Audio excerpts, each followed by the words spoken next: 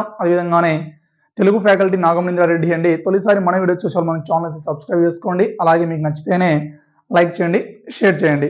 మరి ఇక్కడ పరిశీలించుకుంటే ఈ టెట్ డిఎస్సికి సంబంధించి సమ్ ఇన్ఫర్మేషన్ అనేది మీతో షేర్ చేసుకుందామండి. మరి ఇక్కడ అంతకంటే ముందుగా ఎవరికైనా తెలుగు మెటీరియల్ కావాల్సిన వాళ్ళు మన నెంబర్కి అయితే కాల్ చేయండి.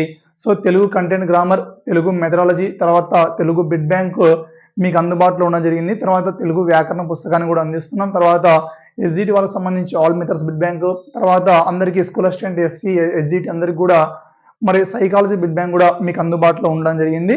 అండ్ ఇంకా ఏంటి సార్ అంటే పర్స్పెక్టివ్ ఇన్ ఎడ్యుకేషన్ పుస్తకాన్ని అతి త్వరలో మీకు మీ కళ్ళ ముందర తీసుకురావడం జరుగుతుంది. సో పుస్తకం వచ్చిన వెంటనే బిడ్ బ్యాంక్ మీరు తీసుకోవచ్చండి. Only bid bank practice 100% practice ఉండాలి కాబట్టి మీరు ప్రాక్టీస్ విధంగా మీకు ఆ బిడ్ బ్యాంక్ ను కూడా మీకు రూపొందించి మీకు అందించడం జరుగుతుంది. సో మన పుస్తకాలు కావాల్సిన వాళ్ళు 6300878497 9182881240 నెంబర్ అయితే సంప్రదించండి. అండ్ ఇంకా ఏంటి సార్ అంటే 1వ తరగతి నుంచి ఇంటర్ సెకండ్ ఇయర్ వరకు, తర్వాత TTC, BEd, TET, DSC academic పాఠ్య పుస్తకాలు ఏవైనా మన దగ్గర అందుబాటులో ఉన్నాయి. సో కావాల్సిన వాళ్ళు మన నెంబర్లు అయితే సంప్రదించండి.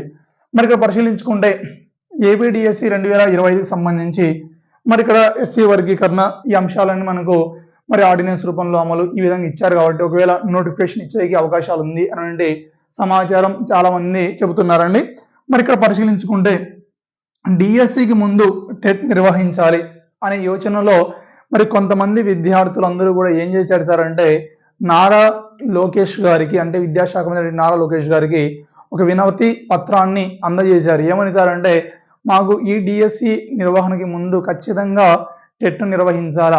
మెయిన్ రీజన్ ఏంటి సార్ అంటే మీరు మొన్న నిర్వహించినటువంటి టెట్ ప్రశ్నాపత్రం అనేది చాలా కాఠిన్యంగా ఉండడం వల్ల దాదాపు 50% మంది, అంటే 50% మంది మరి డిస్క్వాలిఫై అవ్వడం అనేది జరిగింది. అంటే 90 మార్కులు కట్ ఆఫ్ పెట్టినప్పుడు 88, 89, కొంతమందికి 75 పెట్టినప్పుడు 74, 73 ఇలా వచ్చి ఆగిపోయాయి. మరి చాలా మంది మేము దగ్గర కట్ ఆఫ్ వరకు వచ్చి మేము డిస్క్వాలిఫై అయ్యాం. మరి మాకు ఒకసారి టెట్ నిర్వహిస్తే మరి మేము కూడా డిఎస్సి పరీక్ష రాసుకోవడానికి అర్హత ఉంటుంది కాబట్టి మాకు ఒకసారి టెట్ నోటిఫికేషన్ ఇచ్చి టెట్ నిర్వహించిన తర్వాత డిఎస్సి నోటిఫికేషన్ ఇవ్వాలి అనే విధంగా వినతి పత్రాన్ని అందజేశారు. అండ్ ఇంకా ఏంటి సార్ అంటే మరి కొత్తగా ఈ టీటీసీ, ఈ బీఈడి ఎవరైతే అయిపోయిందో మరి ఈ అభ్యర్థులు కూడా తమ యొక్క విన్నపం అండి ఏంటి సార్ అంటే ఎప్పుడో 6 సంవత్సరాల తర్వాత మళ్ళీ నోటిఫికేషన్ ఇస్తున్నారు. మళ్ళీ ఈ నోటిఫికేషన్ అయిపోతే మళ్ళీ ఎన్ని సంవత్సరాలు పడుతుందో, మరి టీటీసీ బీఈడి చేసి మా సర్టిఫికేట్లు ఏమైనా వృధాగా ఉండాలా, ఏమైనా పేపర్లు మాత్రం అయితే కాదు కదా, మా జీవితం కదా. సో దీనికోసం మా కోసం కూడా ఒక అవకాశం ఇవ్వండి. అంటే 3 నెలల వ్యవధిలో టెట్ లేదా 2 నెలల వ్యవధిలో టెట్ నిర్వహించి తర్వాత డిఎస్సి నిర్వహిస్తే మేము రాసుకున్నట్లు మాకు అవకాశం ఉంటుంది. సో దీనివల్ల ఎటువంటి నష్టం అయితే రాదు కదా అంటూ మరి ఈ కొత్తగా ఫ్రెషర్స్ ఎవరైతే ఉన్నారో వీళ్ళందరూ కూడా కలిసి నారా లోకేష్ గారికి వినతి పత్రాన్ని కూడా అందజేయడం అనేది జరిగిందండి. మరి దానికి సంబంధించి మన జరిగిన టెట్లో పరిశీలించుకుంటే 181,405 మంది డిస్క్వాలిఫై అయ్యారు. మరి వీళ్ళందరి పరిస్థితి ఏంటి సార్ అనే విధంగా మరి మాకు కూడా టెట్ నిర్వహిస్తే మేము టెట్ ఎగ్జామ్ రాసి ఖచ్చితంగా ఉద్యోగం సాధించడానికి అవకాశాలు ఉంటాయి కదా అనే విధంగా అయితే వాళ్ళు వినతి పత్రాన్ని అందజేశారు. అండ్ ఇంకా ఏంటి సార్ అంటే as a rule NCTE rule ప్రకారం 51 అధికరణ ప్రకారం చూసుకుంటే 50 జీవో ప్రకారం తీసుకుంటే ఖచ్చితంగా ఏంటి మరి ఇయర్లీ ట్వైస్ 2 సార్లు ఖచ్చితంగా టెట్ నిర్వహించాలి కదా. మరి ఆ జీవో ప్రకారం అయినా కూడా ఎన్సిటి రూల్ ప్రకారం అయినా కూడా మాకు టెట్ నిర్వహించండి, దయచేసి మేము కూడా డిఎస్సి రాసుకోవడానికి అవకాశం కల్పించండి అనే విధంగా మరి ఖచ్చితంగా ఇవ్వండి అనే విధంగా వినతి పత్రాన్ని అయితే అందజేశారండి. మరి 2014 కానీ 18 కానీ తర్వాత ఇలా మనం పరిశీలించుకున్నప్పుడు లాస్ట్ మన వైసీపీ గవర్నమెంట్ లో కూడా 2 టెట్లు అయితే నిర్వహించిన తర్వాత డిఎస్సి నిర్వహించారండి. ఆల్రెడీ పక్కన ఉన్నటువంటి తెలంగాణ రాష్ట్రంలో మళ్ళీ టెట్ నిర్వహిస్తున్నారు.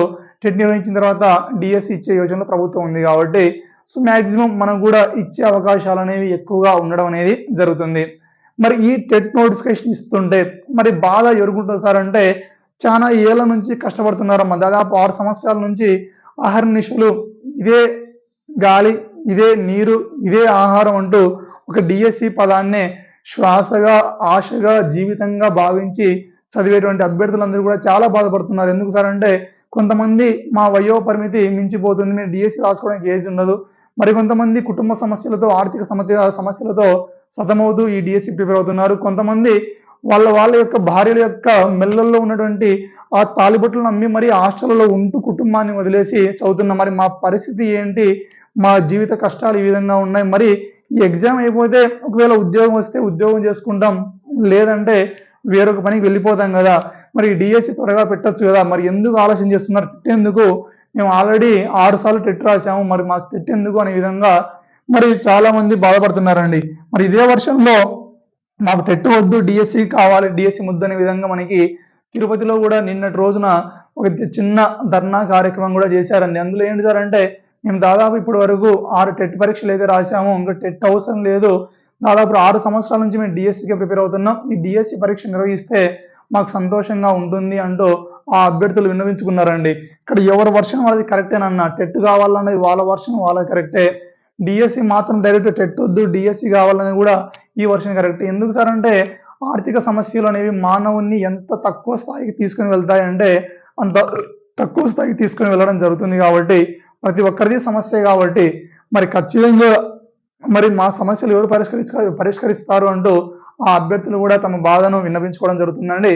మరి ప్రభుత్వం దృష్టిలో ప్రభుత్వం ఏ విధంగా కార్యాచరణ చేయాలి అనేది ప్రభుత్వం చేతిలో ఉంటుంది. కాబట్టి అది టెట్ నిర్వహించినా లేదా డిఎస్సి నిర్వహించినా కూడా మనం ఏ దానికైనా సిద్ధంగా ఉండాల్సి ఉంటుంది. ఒకవేళ టెట్ నిర్వహించారు అంటే ఒక 2 నెలల తర్వాత 3 నెలల తర్వాత డిఎస్సి పరీక్ష అయినా నిర్వహించాల్సి ఖచ్చితంగా ఉంటుంది. కాబట్టి వాళ్ళు ఏ నోటిఫికేషన్ ఇచ్చినా కూడా మనం 100% ప్రిపేర్ అయ్యి వాడు ఏ ఎగ్జామ్ పెట్టినా, టెట్ పెట్టినా, డిఎస్సి పెట్టినా, నువ్వు ఏదేం పెట్టుకో నేను రాస్తా అనే విధంగా ఉంటే మనం ఆ పాజిటివ్ ఫీలింగ్తో మనం కొద్దిగా ముందు వెళ్ళేకి ఛాన్స్ అనేది ఉంటుందండి.